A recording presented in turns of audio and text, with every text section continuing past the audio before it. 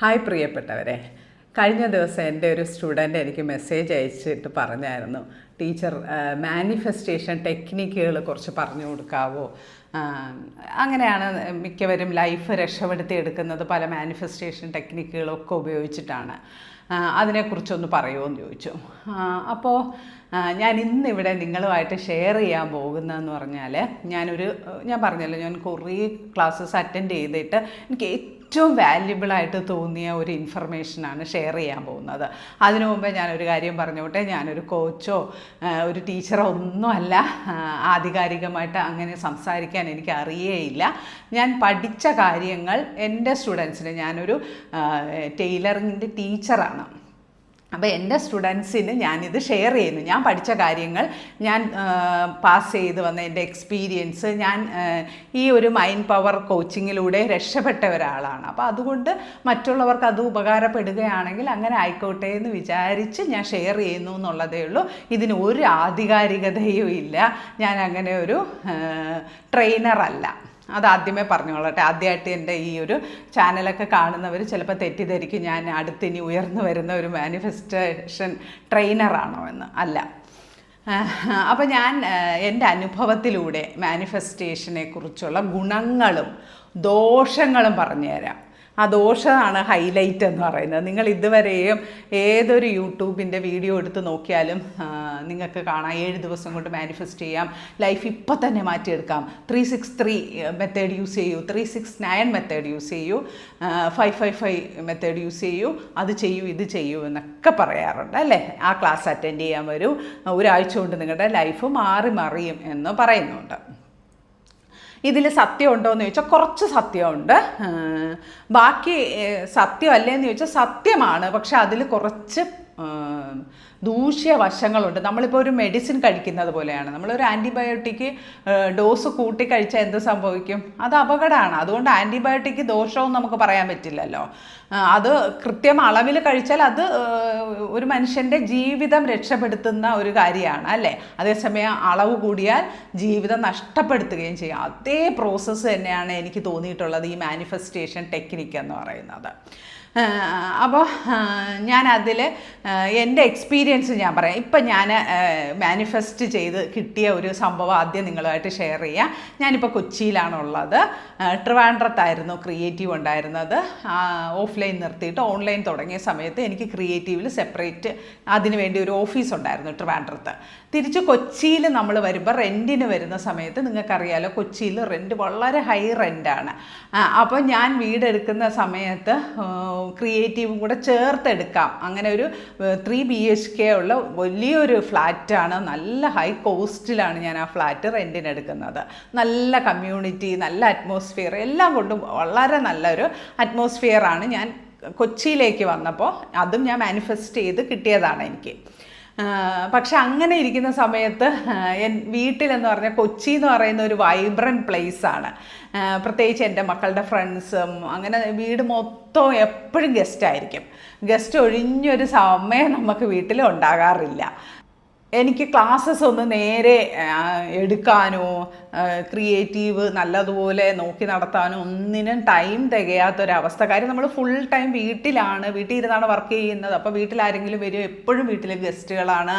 അങ്ങനെ വരുന്ന ഒരു സന്ദർഭത്തിൽ ഞാനിങ്ങനെ ഒരു ദിവസം വെറുതെ രാത്രി കിടന്നപ്പോൾ മനസ്സിലിങ്ങനെ ആലോചിച്ചു, അയ്യോ സെപ്പറേറ്റ് എടുത്താൽ മതിയായിരുന്നു. ഇത്രയും കോസ്റ്റ് കൊടുത്ത് നമ്മൾ ഇതെടുത്തിട്ട് ഇനി ഒരു ഓഫീസ് സ്പേസും കൂടെ എടുക്കാമെന്ന് പറയുന്നത് കൊച്ചിയെ സംബന്ധിച്ച് വളരെ കോസ്റ്റ് കൂടുതലാണ്. റെൻറ്റ് അഡ്വാൻസ് അങ്ങനെയൊക്കെ വരുമല്ലോ. ഫ്ലാറ്റ് എടുക്കാനും പറ്റുള്ളൂ. ഇത് മക്കളോട് പറയാൻ പറ്റില്ല. കാര്യം ഓൾറെഡി ട്രിവാൻഡ്രത്ത് നിന്ന് വരുന്ന സമയത്തെ ഓഫീസ് സ്പേസും കൂടെ എടുത്തിട്ടാണ് ഞാൻ വരുന്നത്. അത് തന്നെ നല്ല റെൻറ്റാണ്. ഇനി വേറൊരു സ്പേസും കൂടെ റെൻറ്റിന് എടുക്കുക എന്ന് പറയുന്നത് അതും കുറച്ചുകൂടി കുട്ടികളെ ചിലപ്പോൾ സമ്മതിച്ചെന്ന് വരില്ല. അപ്പോൾ എനിക്കാണെങ്കിൽ കുട്ടികൾ ഇങ്ങോട്ട് പറഞ്ഞെങ്കിൽ എന്ന് ഞാനിങ്ങനെ ഒരു ദിവസം രാത്രി കിടക്കുമ്പം ഇവരിങ്ങോട്ട് പറഞ്ഞൊരു ഓഫീസ് സ്പേസ് എന്നെ കൊണ്ട് എടുപ്പിച്ചിരുന്നു എങ്കിൽ വീട്ടിലെ ഒരു സംസാരം എന്ന് പറയുന്നത് അത് എനിക്ക് എൻ്റെ സ്വാതന്ത്ര്യത്തിന് ചെയ്യാമെങ്കിൽ പോലും നമ്മളൊരു ടോപ്പിക്ക് ചെയ്യുമ്പോൾ, ഒരു തെറ്റായ ഒരു കാര്യം ചെയ്യുമ്പം മക്കളായാലും മക്കൾ തെറ്റ് ചെയ്യുമ്പോൾ ഞാനായാലും അങ്ങോട്ടും ഇങ്ങോട്ടും ഒരു കോൺവെർസേഷൻ വരുമല്ലോ. ഞാൻ ട്രിവാൻഡ്രത്ത് നിന്ന് കൊച്ചിയിലേക്ക് വരുന്ന സമയത്ത് തന്നെ എൻ്റെ മക്കൾ എന്നോട് പറഞ്ഞതാണ്, ചെറിയൊരു ഫ്ലാറ്റ് എടുത്താൽ മതി, തന്നെയല്ലേ ഉള്ളൂ, എന്നിട്ടൊരു ഓഫീസ് സ്പേസ് സെപ്പറേറ്റ് എടുക്കാമെന്ന് പറഞ്ഞായിരുന്നു. അപ്പം ഞാൻ ഇല്ല, എനിക്ക് എൻ്റെ വീട്ടിൽ തന്നെ ഓഫീസ് സ്പേസ് വേണം, അപ്പോൾ എനിക്ക് പിന്നെ പുറത്തൊന്നും പോകണ്ടല്ലോ എന്ന് പറഞ്ഞു. ഇനി തിരിച്ച് ഒരു 5 മാസം 6 മാസം ആയിട്ടേ ഉള്ളൂ.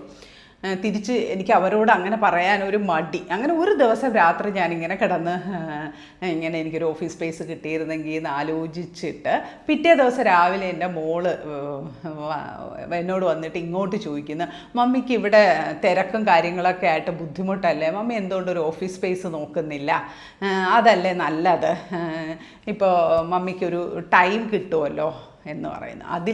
അതോടുകൂടി എനിക്ക് എൻ്റെ ഒരു മാനിഫെസ്റ്റേഷൻ പൂർത്തിയായി. കാര്യം ഇവരുടെ ഒരു പെർമിഷൻ വേണ്ടിയാണ് ഞാൻ മാനിഫെസ്റ്റ് ചെയ്തത്. അന്ന് തന്നെ അതൊരു വെള്ളിയാഴ്ച മറ്റായിരുന്നു. പിറ്റേ ദിവസം ശനിയാഴ്ച ഇടന്ന് മോൻ്റെ ഒരു ഫ്രണ്ട് എന്നെ മെസ്സേജ് അയച്ചു, ഇന്നടത്ത് ഒരു ഫ്ലാറ്റ് കിടപ്പുണ്ട്, ഒരു 1 BHK ആണ് എന്ന് പറഞ്ഞു. അതിൻ്റെ പിറ്റേ ദിവസം ഞാൻ ഷിഫ്റ്റ് ചെയ്യുന്നു. സത്യത്തിൽ അത് നടന്നിട്ട് ഒരാഴ്ച ആയിട്ടേ ഉള്ളൂ. ഞാൻ ആ ഓഫീസിലിരുന്നാണ് ഞാൻ സംസാരിക്കുന്നത്. അപ്പോൾ അത്രയും പെട്ടെന്ന് നമുക്ക് മാനിഫെസ്റ്റേഷൻ വർക്ക് ചെയ്യും. പക്ഷെ ഞാൻ ഒരു ടെക്നിക്ക് ഉപയോഗിച്ചിട്ടല്ല ഇത് മാനിഫെസ്റ്റ് ചെയ്തത്. ഞാനിപ്പോൾ ടെക്നിക്കുകളൊന്നും ഉപയോഗിക്കാറില്ല. എനിക്ക് തോന്നുന്നുണ്ട് ഈ പഠിപ്പിക്കുന്ന ടീച്ചേഴ്സ് ആയാലും അവരൊരിക്കലും മാനിഫെസ്റ്റേഷൻ ടെക്നിക്കുകൾ ഉപയോഗിക്കില്ല എന്നാണ് എനിക്ക് ഇപ്പോൾ തോന്നുന്നത്. ഞാൻ പഠിച്ച ഒരു കാര്യം വെച്ചിട്ട് മാനിഫെസ്റ്റേഷൻ ടെക്നിക്ക് ഉപയോഗിക്കേണ്ടത് ആരാണ് എന്ന് ചോദിച്ചാൽ അതിനൊക്കെ വളരെ ക്രിസ്റ്റൽ ക്ലിയർ ആയിട്ട് നിങ്ങൾക്കൊരു ക്ലാരിറ്റി ഉണ്ടാകണം. വെറുതെ കയറി മാനിഫെസ്റ്റ് ചെയ്ത് ജീവിത ഹൈ ഡോസ് ആൻറ്റിബയോട്ടിക് കഴിക്കുന്നത് പോലെ വ്രതാവിലായി പോകരുത്. അപ്പോൾ നിങ്ങളിത് ശ്രദ്ധിച്ച് കേൾക്കണം. നമ്മൾ മാനിഫെസ്റ്റ് ചെയ്യുന്നത് നമുക്ക് നടക്കുന്ന കാര്യങ്ങൾ മാത്രമായിരിക്കണം. അതായത് ഞാനൊരു ചിട്ടി കെട്ടി, എൻ്റെ ചിട്ടി വേണമെങ്കിൽ എനിക്ക് അടിക്കാം, തുണ്ടിട്ടാൽ എനിക്ക് വേണമെങ്കിൽ വീഴാം എന്നുള്ളിടത്ത് നമുക്ക് വേണമെങ്കിൽ ഒരു ടെക്നിക്ക് യൂസ് ചെയ്ത് ആ ചിട്ടിയെ നമുക്ക് നമ്മളിലേക്ക് അട്രാക്റ്റ് ചെയ്ത് എടുക്കാം. അതും നമ്മൾ ചിന്തിക്കണം, നമുക്കിപ്പോൾ എത്ര എമൗണ്ടാണ് കിട്ടുന്നത് എന്നൊക്കെയുള്ളത് ചിന്തിക്കണം. നമ്മൾ ആ എമൗണ്ടിനുള്ള ഫ്രീക്വൻസി ഞാൻ കഴിഞ്ഞ ഇതിൽ ഞാൻ പറഞ്ഞായിരുന്നു, നമുക്ക് വൈബ്രേഷനാണ്, നമ്മുടെ ഫ്രീക്വൻസിക്ക് അനുസരിച്ചുള്ള മാനിഫെസ്റ്റേഷനെ നമുക്ക് വർക്കാകുള്ളൂ എന്നൊക്കെ ഉള്ളത് ഞാൻ കഴിഞ്ഞ എൻ്റെ വീഡിയോയിൽ പറഞ്ഞിട്ടുണ്ടായിരുന്നു. അപ്പോൾ നമ്മൾ ആലോചിക്കാനുള്ളത്, ഇപ്പോൾ എൻ്റെ എക്സ്പീരിയൻസ് വെച്ച് ഞാൻ പറഞ്ഞുതരാം. ഞാൻ രക്ഷപ്പെട്ടതേ മാനിഫെസ്റ്റേഷൻ ടെക്നിക്കുകൾ ഉപയോഗിച്ചാണ്. അതെങ്ങനെയാണെന്ന് വെച്ചാൽ, നമുക്ക് കടബാധ്യതകളുള്ള ഒരു സമയത്താണെങ്കിൽ നിങ്ങൾക്ക് ഒരാൾക്കൊരു കടം കൊടുക്കാനുണ്ട്, നാളെ അവർ വീട്ടിൽ വരും. എക്സാമ്പിള്, ഞാൻ രാധ എന്ന് പറയുന്ന സ്ത്രീക്ക് നാളെ ഒരു 5000 രൂപ കൊടുക്കാനുണ്ട്, എൻ്റെ കയ്യിൽ 1 രൂപ പോലും ഇല്ല. ഞാൻ ആകെ വിഷമിച്ചിരിക്കുന്ന സന്ദർഭത്തിൽ നമുക്ക് എന്ത് ചെയ്യാൻ പറ്റും? ഒരു ഇൻസ്റ്റൻ്റായിട്ടൊരു മാനിഫെസ്റ്റേഷൻ ടെക്നിക്ക് ഉപയോഗിച്ചുകൊണ്ട് ഈ 5000 രൂപ നേടിയെടുക്കാൻ സാധിക്കും എന്നുള്ള കാര്യത്തിൽ ഒരു സംശയവുമില്ല. അതിനുള്ള ടെക്നിക്കും ടിപ്സും എല്ലാം ഞാൻ നിങ്ങൾക്ക് പറഞ്ഞുതരാം. ഈ 5000 രൂപ നമ്മൾ ആർക്കാണ് കൊടുക്കുന്നത്? രാധയ്ക്കാണ് കൊടുക്കുന്നത്. അതുകൊണ്ട് നമുക്ക് ലൈഫിൽ പിന്നെ ഒരു ഉപയോഗവും ഇല്ല. രാധ ആ 5000 രൂപയും കൊണ്ട് പോയി.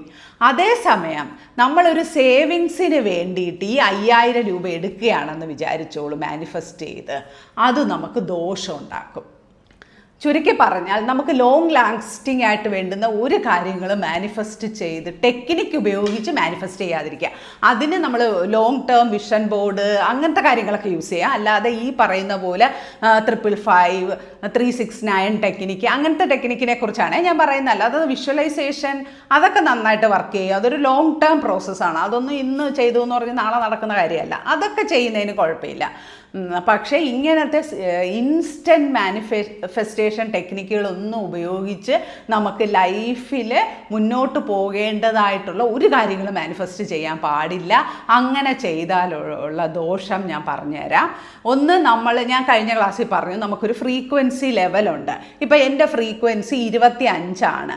എനിക്ക് ആ 25-ന് താഴെയുള്ളത് പെട്ടെന്ന് മാനിഫെസ്റ്റ് ആകും. ചിലപ്പോൾ ഒരു 30 വരെ നമ്മൾ ഈ ടെക്നിക്ക് ഉപയോഗിച്ച മാനിഫെസ്റ്റേഷൻ കിട്ടും. കാര്യം ഞാൻ 25-ൽ നിൽക്കുകയാണ്. ഒരു 30-ലുള്ള കാര്യങ്ങൾ എനിക്ക് ചിലപ്പോൾ നടക്കും. അതാണ് ഞാൻ ഈ പറഞ്ഞ 5000 രൂപ നടക്കും.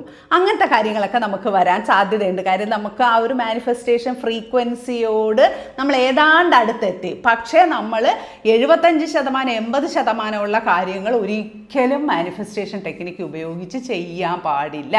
കാര്യം അതിനുള്ള ഫ്രീക്വൻസി നമുക്കായിട്ടില്ല.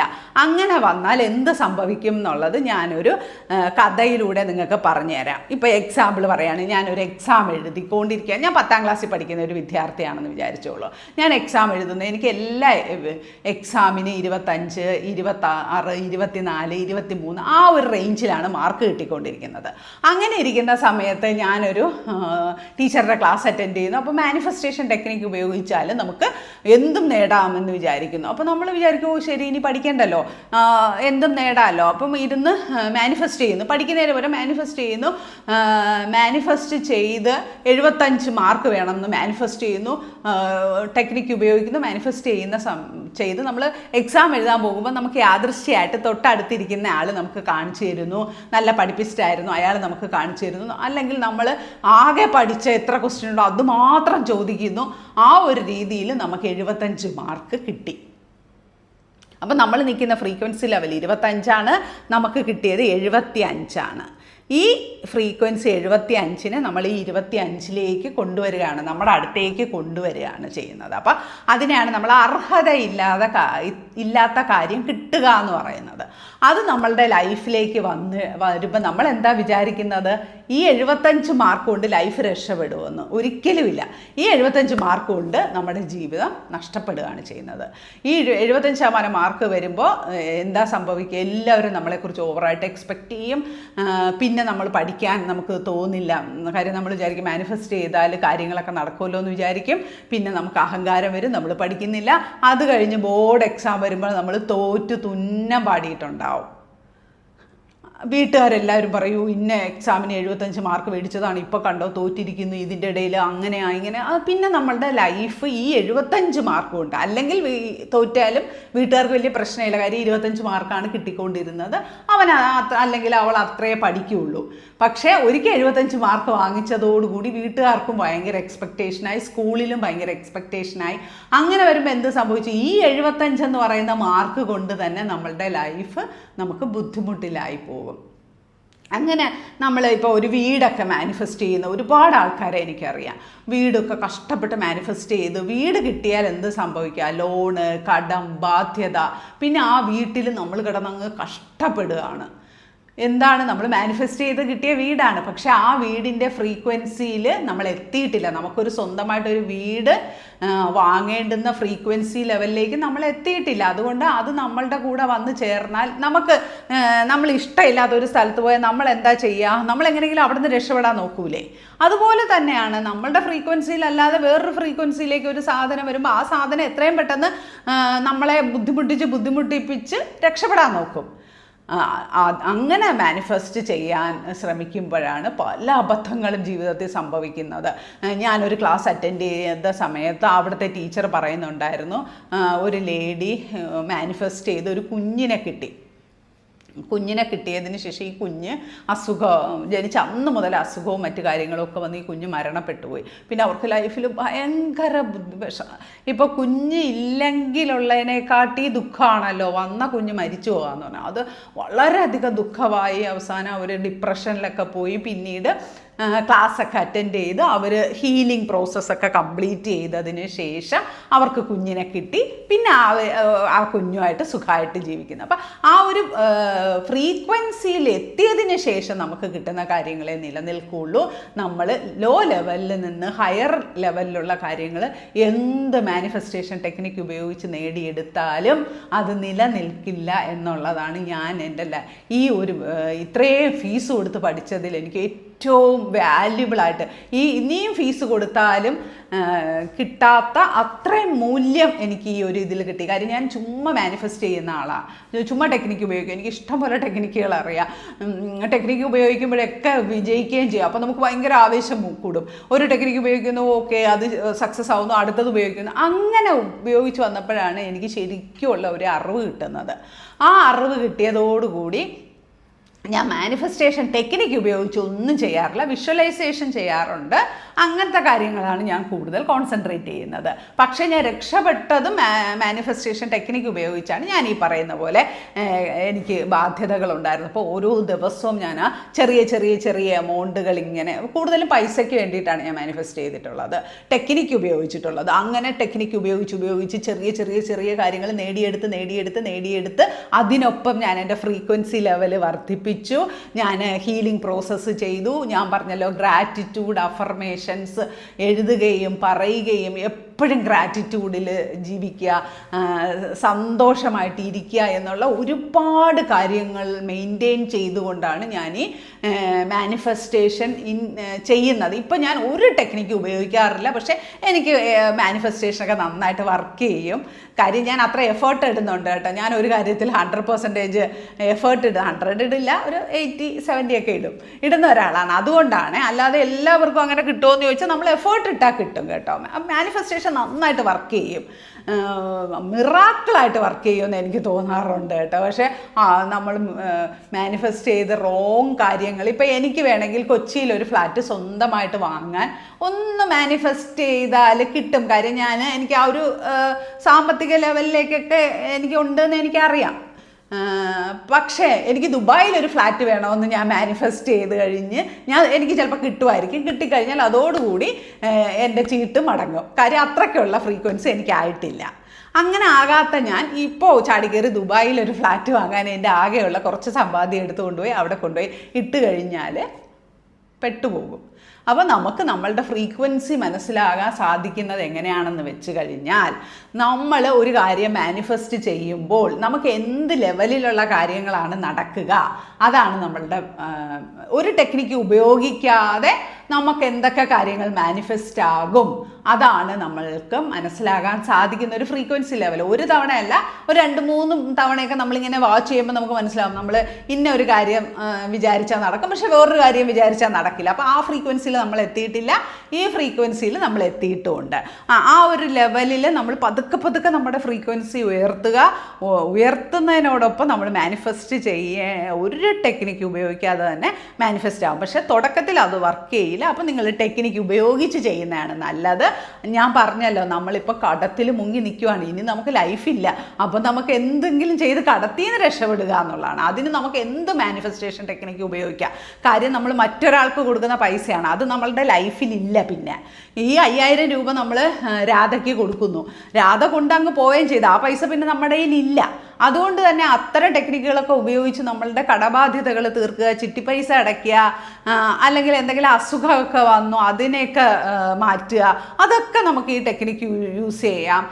അതിനൊക്കെ നമുക്ക് പ്രെയർ യൂസ് ചെയ്യാം, ഹോപ്പനൊപ്പനോ പ്രെയർ യൂസ് ചെയ്യാം. അതൊക്കെ ഞാൻ പറഞ്ഞുതരാം. അതൊക്കെ വളരെ വാല്യുബിൾ ആയിട്ടുള്ള കാര്യങ്ങളാണ്, അതൊക്കെ വളരെ നല്ല രീതിയിൽ വർക്ക് ചെയ്യുന്ന കാര്യങ്ങളാണ്. അപ്പോൾ നിങ്ങളിപ്പോൾ ചെയ്യേണ്ട എന്താ, ഈ വീഡിയോ കാണുന്ന ആരെങ്കിലും കടബാധ്യതകളിൽ അങ്ങനത്തെ പ്രശ്നങ്ങളിലൊക്കെ ഉണ്ടെങ്കിൽ നിങ്ങൾക്ക് ഞാൻ ടെക്നിക്ക് പറഞ്ഞുതരാം. പല മാനിഫെസ്റ്റേഷൻ ടെക്നിക്കുകളുമുണ്ട്. പക്ഷെ നിങ്ങൾ ഒരിക്കലും വലിയ വലിയ കാര്യങ്ങൾക്ക് വേണ്ടി ഒരു ടെക്നിക്ക് ഉപയോഗിക്കരുത്. നമ്മളിപ്പോൾ ഒരു വിവാഹം, നമ്മളൊരു പ്രണയത്തിലാണ്, നമ്മൾ അയാളെ തന്നെ കല്യാണം കഴിക്കണമെന്ന് പറഞ്ഞ് നമ്മൾ മാനിഫെസ്റ്റ് ചെയ്ത് കല്യാണം കഴിച്ചു. ഫ്രീക്വൻസി ലെവൽ വ്യത്യാസം ഉണ്ടെങ്കിൽ 5ൻ്റെ അന്ന് അടിച്ചു പിരിയും. സാധാരണ അമ്മമാരൊക്കെ നേർച്ച നേരും, മകന് ജോലി കിട്ടണേ, മകൾക്ക് കല്യാണം വരണേ, അല്ലേ? നേർന്ന് എന്താ സംഭവിക്കുക, നമുക്ക് വേണ്ടാത്ത ഒരു കാര്യത്തെ നമ്മൾ പർപ്പസ്ഫുള്ളി നമ്മുടെ ലൈഫിലേക്ക് ക്ഷണിച്ചു വരുത്തുന്നു. അതേസമയം നമുക്ക് യൂണിവേഴ്സ് സ്വാഭാവികമായിട്ടൊരു തരുന്ന ഒരു കാര്യമാണെങ്കിൽ അത് നമുക്ക് അബണ്ടൻസ് ആയിരിക്കും. അത് നമുക്ക് സ്വാഭാവികമായിട്ട് വരുന്നതെല്ലാം, നമ്മൾ ഫ്രീക്വൻസി ഉയർത്തിയതിന് ശേഷം വരുന്നതെല്ലാം നമുക്ക് ഗ്രോത്തിനുള്ള കാര്യങ്ങളായിരിക്കും. ഒരിക്കലും നെഗറ്റീവ് കാര്യങ്ങൾ വരില്ല, നമ്മൾ അട്രാക്റ്റ് ചെയ്യില്ല. കാര്യം എന്താ, നമ്മൾ ഫ്രീക്വൻസി കൂട്ടിക്കൊണ്ടിരിക്കുകയാണ്. അപ്പോൾ അതിന് ഏറ്റവും എളുപ്പമുള്ള ഒരു മെത്തേഡാണ് ഗ്രാറ്റിറ്റ്യൂഡ്. ആ ഗ്രാറ്റിറ്റ്യൂഡ് ഫ്രീക്വൻസിയിൽ നമുക്ക് എപ്പോഴും വൈബ്രേറ്റ് ചെയ്യാൻ സാധിച്ചാൽ എപ്പോഴും നമ്മുടെ ഫ്രീക്വൻസി ഉയർന്നു തന്നെ ഇരിക്കും. അതാണ് ഏറ്റവും സിമ്പിൾ വഴിയാണ് ഗ്രാറ്റിറ്റ്യൂഡ്. അത് നമുക്കുള്ള ഒരു പ്രകാശമാണ്, നമ്മുടെ ഓറയ്ക്ക് ഏറ്റവും കൂടുതൽ പ്രകാശം കിട്ടുന്ന ഒരു മാനിഫെസ്റ്റേഷൻ അല്ല, ടെക്നിക്കാണ് നമ്മൾ ഗ്രാറ്റിറ്റ്യൂഡ് പ്രാക്ടീസ് ചെയ്യുക എന്ന് പറയുക. എപ്പോഴും ഗ്രാറ്റിറ്റ്യൂഡ് പറയുക. അത് യൂണിവേഴ്സിനോട് മാത്രമല്ല, നമ്മളൊരു ഊബറിൽ ഒരു ഓട്ടോയ്ക്ക് പോകുന്നു, നമ്മൾ അവിടെ ഇറങ്ങിയിട്ട് താങ്ക് യു സോ മച്ച് എന്ന് ഈ ആത്മാർത്ഥമായിട്ട് പറയണം. ആദ്യമൊക്കെ ചിലപ്പോൾ നമുക്ക് ആത്മാർത്ഥത വരില്ല, ഫേക്കായിട്ട് പറഞ്ഞ് തുടങ്ങുക. അത് കഴിഞ്ഞിട്ട് പിന്നെ നമ്മൾ കുറച്ച് നാളൊക്കെ അങ്ങനെ ഫേക്കായി കഴിയുമ്പോൾ നമുക്ക് സ്വാഭാവികമായിട്ട് തോന്നും നമുക്ക് നന്ദി പറയാനായിട്ട്. ആ ഒരു ലെവലിലേക്ക് നമ്മൾ എത്തിക്കഴിഞ്ഞു കഴിഞ്ഞാൽ നമ്മളുടെ ജീവിതം രക്ഷപ്പെട്ടു. ഗ്രാജുവലി നമ്മുടെ ഫ്രീക്വൻസി ഉയർത്തുക. അത് കഴിഞ്ഞിട്ട് മാനിഫെസ്റ്റേഷൻ ടെക്നിക്ക് ഒന്നുമില്ലാതെ തന്നെ നമ്മൾ ആഗ്രഹിക്കുന്ന എല്ലാ കാര്യങ്ങളും നമ്മുടെ ലൈഫിലേക്ക് വരും. അപ്പോഴും നമ്മൾ വിശ്വസിക്കണം, നമ്മളുടെ ഫ്രീക്വൻസിയിലുള്ള കാര്യങ്ങളെ സ്വാഭാവികമായിട്ട് വരുള്ളൂ. അങ്ങനെ വരുന്ന കാര്യങ്ങൾ നിലനിൽക്കുക തന്നെ ചെയ്യും. അല്ലാതെ നമ്മൾ വരുത്തി വയ്ക്കുന്ന ഇതൊക്കെ ചിലപ്പം ആപത്തായി മാറാനും സാധ്യതയുണ്ട്. അപ്പം നിങ്ങൾ അതനുസരിച്ച് നിങ്ങളുടെ മാനിഫെസ്റ്റേഷൻ ടെക്നിക്ക് നിങ്ങൾ ഉപയോഗിക്കണോ വേണ്ടതെന്ന് തീരുമാനിക്കുക. അപ്പോൾ അടുത്ത് ഞാൻ കുറച്ച് മാനിഫെസ്റ്റേഷൻ്റെ ടെക്നിക്സ് ഒക്കെ നിങ്ങൾക്ക് പറഞ്ഞുതരാം. അപ്പോൾ എൻ്റെ വീഡിയോ കണ്ട എല്ലാവരോടും കൂടി ഒന്നുകൂടി ഓർമ്മിപ്പിക്കുകയാണ്, ഇതൊക്കെ ഞാൻ പഠിച്ച കാര്യങ്ങളാണ്, ഞാനൊരു ട്രെയിനറല്ല. Okay, thank you all.